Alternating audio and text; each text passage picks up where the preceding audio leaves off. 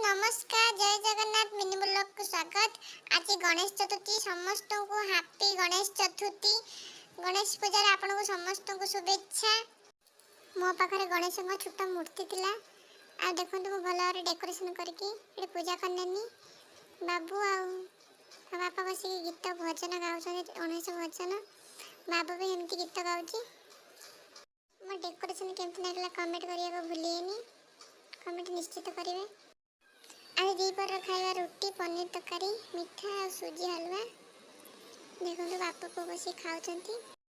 ये संध्या बेले से छोट छुआ समस्त आसीगले ये गणपति बापा मोरिया एमती गीत गाइले। बाबू भी सहित कहूँ भोग देले खाई से पलैले। तापर आम माँ पु पुणी बाहर गणेश मंदिर को। गणेश मंदिर जावा बाटर शनि मंदिर गति जुआर होगी गलु। बाबू देखो दौड़ुची डाकुची पलियास बोली जमा आसुनी एमती दौड़ुची। शिवलिंग छोट था बाबू आसी घंटी बजाऊँ।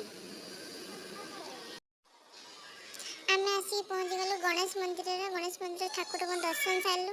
आपण मैंने गोटे कथा जानिक आश्चर्य हे ये गोटे मस पूरा गणेश पूजा चलो। देखो गणेश ठाकुर दर्शन सरीला ये मिलूँ अन्न आनिले आम प्रसाद आनी देख बाबू नम हो खाऊँ।